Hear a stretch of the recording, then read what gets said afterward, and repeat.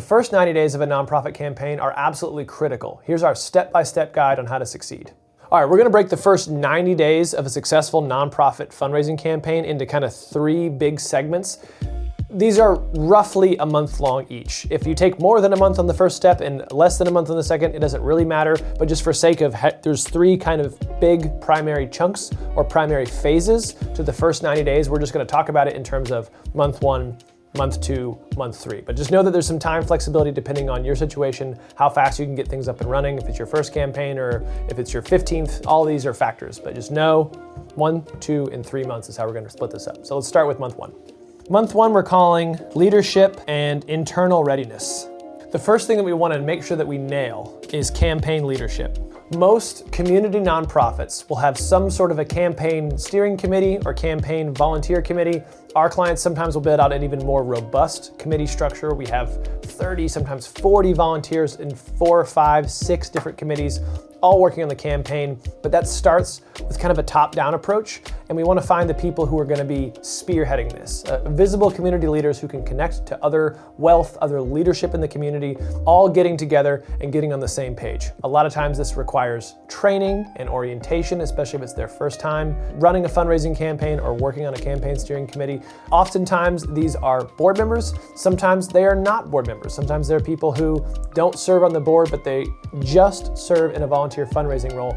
But if the campaign leadership is strong, it's very difficult for the campaign to fail, period. Imagine if you could go out into the community, go out into your town or your city, wherever you live, and just cherry pick, hire all of the best workers from every single industry, from every single company, like the smartest, the brightest, the most well-connected people, and just pluck them out of their roles and then build a business using just those people. That would probably be a pretty successful business. As long as they're willing to work together and have kind of a shared common goal, that hive mind of really smart, really well-connected, sometimes often really wealthy people are going to be very successful. We get to basically do this with our campaign leadership as long as they believe enough in our mission. Now, hopefully we've done a feasibility study and we have a project that's super compelling and that everybody's bought in and our board's excited about, our leadership, the donors, everybody's excited about. But getting that campaign leadership recruited, oriented, trained, and kind of putting the pieces together is one of the first things we do. We don't have to start with 30 campaign volunteers. Maybe you start with 5. Get an overall chair or some co-chairs,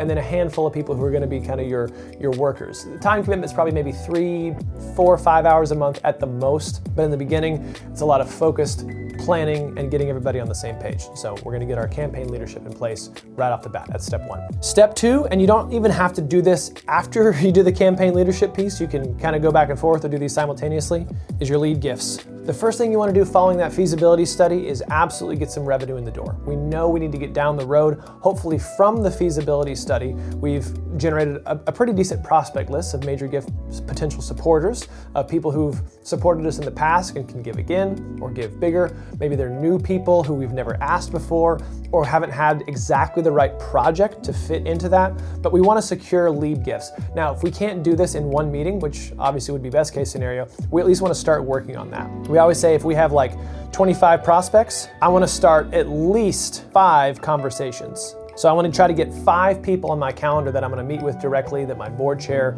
that my campaign leadership, that my CEO, my executive, whoever, doesn't really matter, but we're going to get these 5 connections, these 5 starter connections going for our biggest lead gifts. Lead gifts kind of have 3 key factors that make them lead gifts. That's inclination, ability, and access. So finding people that are likely or inclined to give to your organization. They have good wealth capacity, so their ability to give is very strong. And then your access or your ability to reach out to them either through your board or your leadership or that you know personally is high. So people who score high on inclination, ability, and access, those are going to be our prospects for lead gifts. So we want to ideally kind of ideate on 25 people, and of those 25, we want to go right to our top 5. I want to start conversations right away. So really before you do much of anything, you're getting your leadership in place, you're getting your lead gifts in place. Steps 1 and 2 in either order, kind of doing them both. Step 3, and again, this is also maybe part of the same situation. You're kind of running all these on parallel tracks, but also very critically important in this first month is to finish and refine your case for support. If you're not familiar with this term, the reason that someone would give to your campaign. You're gonna make your case as to why someone would support you financially. Why is my fundraising campaign important? Why is it maybe more important than some of the other concurrent campaigns we have right now in the community? But what's the reason someone would give? Now there's kind of two pieces to this. We want kind of a basic one-pager. If you can't say everything you need to say within one page, you're saying too much. It's very, very simple. We will eventually build out a nice campaign packet. We'll have more marketing materials. We'll have kind of a supporting booklet, maybe some brochures, multiple web pages on the website. But if you can't boil down everything that you need into one page, you could probably work to make it more concise. So this does not need to be overly designed. It doesn't need to be overly manufactured. We don't need to spend a lot of time. We're just kind of getting words on paper and making sure that it's clear. Clarity over detail is always gonna be the way to go, especially for case for support. The other piece is kind of your elevator pitch, your verbal pitch. Now these things are kind of the same thing. Your elevator pitch and your case for support gonna have a lot of the same language, but again, I should be able to ask you, hey, so I heard y'all are doing a campaign. What's that about? What are you trying to do? And you should be able to, in maybe 10 seconds or less, tell me. A great case for support always has 3 pieces of information that are absolutely key. First is status quo. This is where we're at right now. This is what's happening, the status quo. We've identified a problem in the community. The second is the solution. We are gonna build a blank. We are going to invest more in blank. And this also includes the cost, solution to the cost. And then if we're able to raise this money and implement this solution based on how much we raise, this is the new future. The new future that we are building as a result of this injection. So we're headed towards this one future. It is a problem, but we're gonna focus on doing this new thing because it costs this much money. And then now we have a new future because we're gonna divert the path. All case for support should have a before, during, and after just like this and be able to say it very, very concisely. Some other great tips for case for support, you wanna have kind of at like a 6th or 7th grade reading level. I know that sounds like, oh man, I gotta be talking like a 6th grader. Like I have a 6th grader at home. I can't understand half the words they're saying. And that's not what we mean.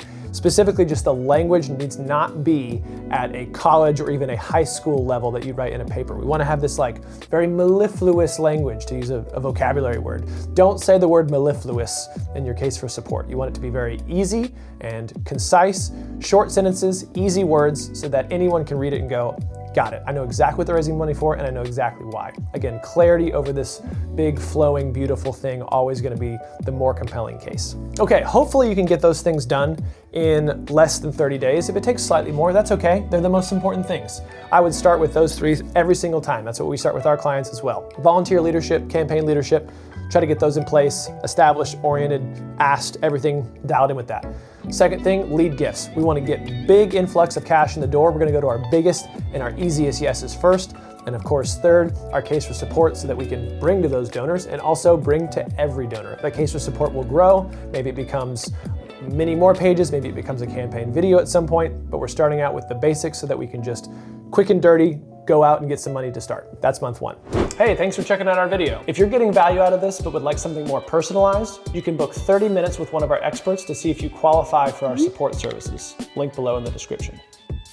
Here's month 2. And again, reminder, this may not be exactly a month, but this is kind of phase 2 of 3 of the first 90 days. Step 1 of month 2 is, of course, major gifts. Because if this doesn't work, the rest of it doesn't even matter. If we can't get this pipeline up and running, we're not gonna be able to survive as a campaign, as an organization regardless. So we start with the thing that is most critical to our success, which is far and away major gifts. Now, this obviously can get interchanged a lot with lead gifts. Lead gifts are just the first major gifts. That's kind of the same thing. But past those first 5, can we start conversations with maybe our next 20?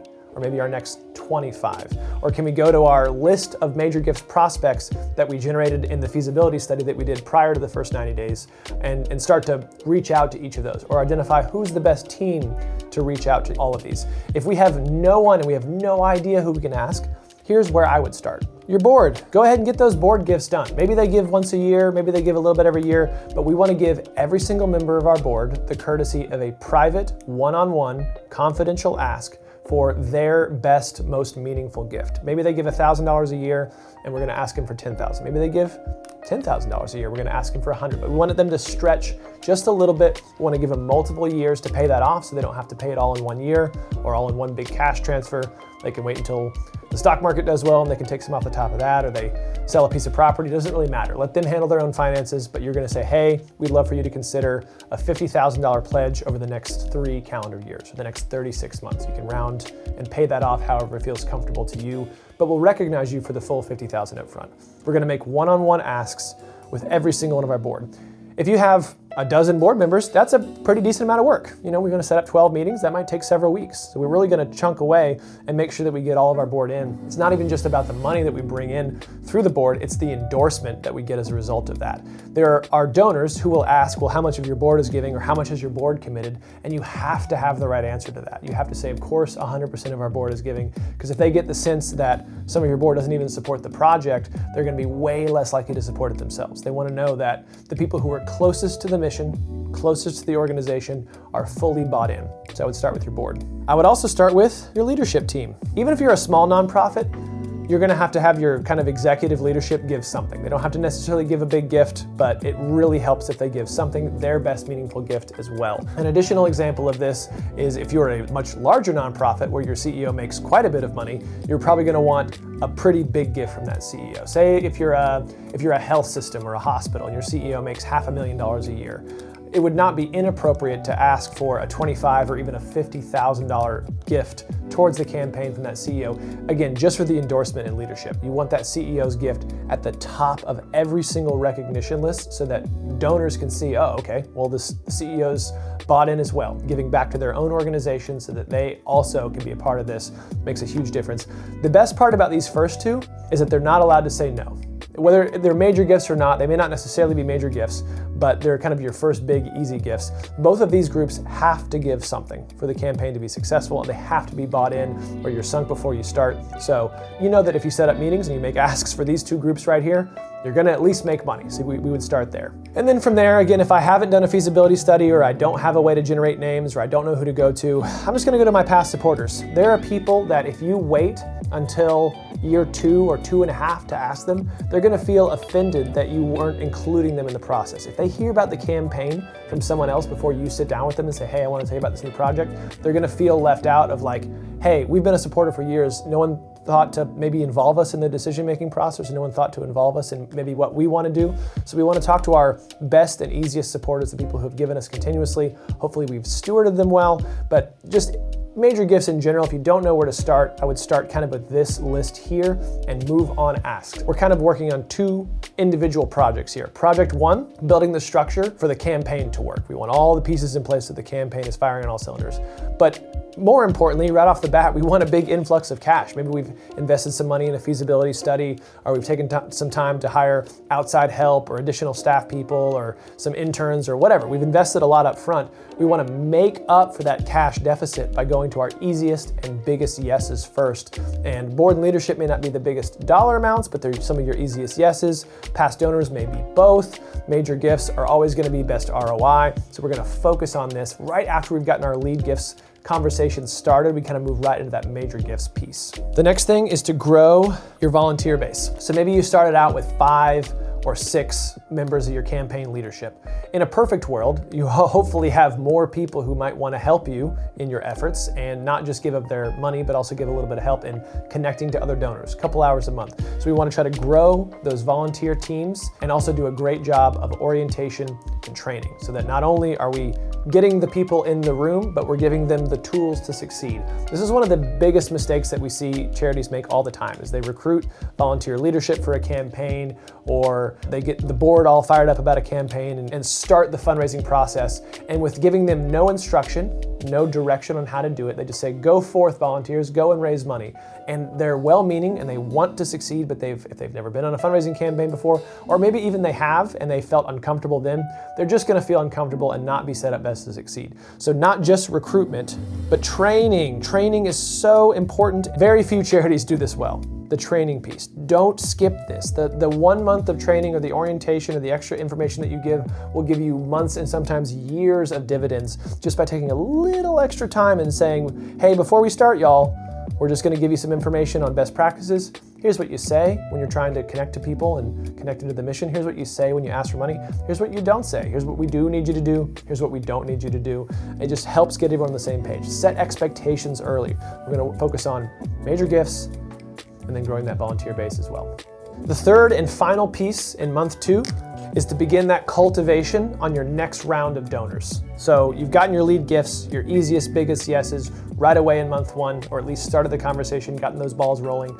Then you have your easy major gifts, your past supporters, your board. We call that the organization family. We want to do a great job with the organization family giving, the ones who can't say no and have to give something, just private conversations with each individual person. And then from there, we want to start our next circle out. So these are the people we maybe identified in the feasibility study. These are the people that your board knows, the people that your volunteers know, but we're going to start the initial conversations with these next donors. Maybe they are past supporters, they're just lower past supporters, but we want to do a great job of cultivating. Sometimes it takes 2 or 3 meetings to get a gift, especially a large gift. And we should say this is, again, mostly for major gifts. Because it takes so much time and because it will take multiple meetings, we just have to make the next step. Say, well, I don't have anybody to ask. It's like, okay, great. Who can you set up a meeting with? Well, I don't have anyone to set up a meeting with. Okay, well, who can you reach out to set up a meeting with? You just keep working your way backwards until you can't make progress anymore and work on getting the cultivation started. You know, maybe we have 3 years to do this, maybe we don't, but it's so critical to start those conversations as early as you can in month 2 once you've gotten past that initial circle of your best and easiest supporters. All right, the final month of the first 90 days, month 3. Call this time frame a little bit different if you want. You know, maybe it takes you 6 months to do all this. Maybe you can do it all in 1 month. This is going to vary depending on your project, your organization, your giving history, all of that. But on average, this is about the 3rd month's worth of work. Begin working on your foundation and corporate support. You probably have some major gift prospects who are not just individuals, but also foundations or maybe local businesses, local business owners. Some of these people might fall into your first category. Within the first month, it might be some of your lead gifts. That's fine. They might be some of your major donors in month 2, but if you haven't gotten to like the first round of support for your foundation and corporations, this is maybe a good time to start some of your easiest and best ones. So again, we're not gonna go full court send on all foundations and corporations, but who are you closest to? Who are the biggest ones? And who's given before? Ask yourself these questions. What foundations and corporations do you know people on? Can you text, can you email, can you call to get direct contact? And again, this is all about expediency. It's all about being fast, not necessarily our best supporters, but who can we get to the fastest? Then we go, well, who else are we close to? Are we somewhat near, but have the biggest wealth capacity? If we were able to do it, what would be the most impactful for a campaign? And then who has given before? Who's proven, whether through corporate sponsorships of our events, or given us a grant in the past, who's in some way supported our organization, if any, that we can go back to because we have some sort of existing relationship. A lot of overlap here, obviously, with some of these, but just to give you a place to start of like, who do I go to? Some of these. For our clients, a lot of times we have an entire fundraising committee or campaign committee dedicated just to our business, corporation, and foundation support, especially if we have a lot of business leaders who can serve on that committee. Really helpful to engage your board and volunteers in this, but you can kind of start down this path a little bit. The next is to begin on your mid-level donors. Again, in the first couple months, until we get our major gifts kind of ducks in a row, we don't want to do too much with mid-level. And what we'll define at Pride Philanthropy as mid-level is 10 to 50,000 over several years. We'll say over a 3-year period. So that would be like the absolute least amount would be maybe $2,000 to $3,000 a year would be this kind of your mid-level. They're bigger than your annual donors. They're not $1,000 and under, but they're not major donors, not naming level donors at 50,000 and up. They're kind of that mid zone of 10 to 50.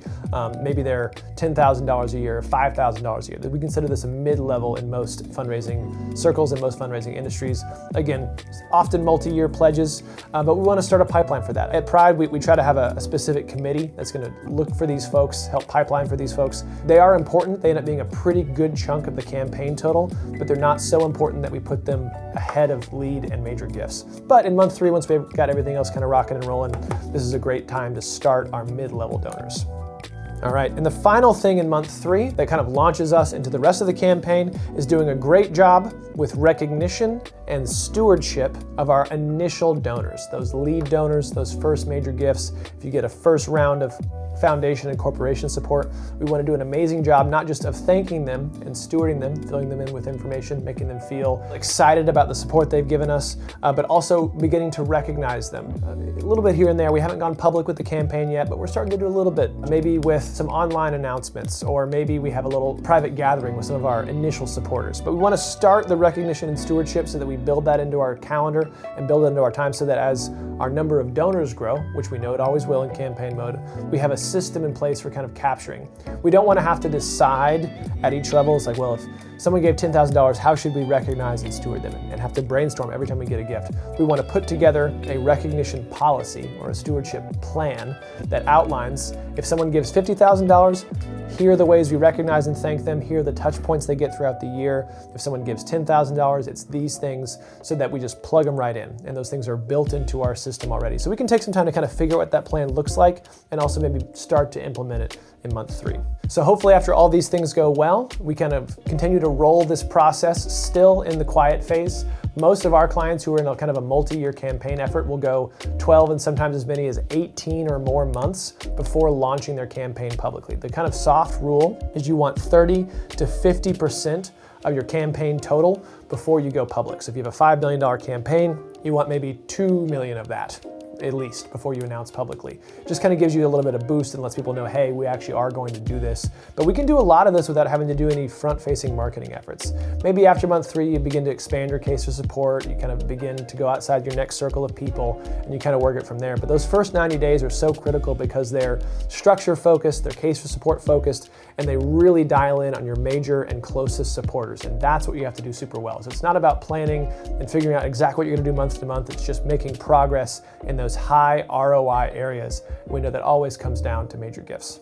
If you're looking to launch a campaign at your nonprofit and need some more outside help, you can talk to one of our experts by going to pridephilanthropy.com and clicking on that Let's Chat button. That way we can learn a little bit more about your campaign, your upcoming project, and see if we might be able to help. There's also tons of free resources on our website and our YouTube channel, so check those out, and we will see you in the next video.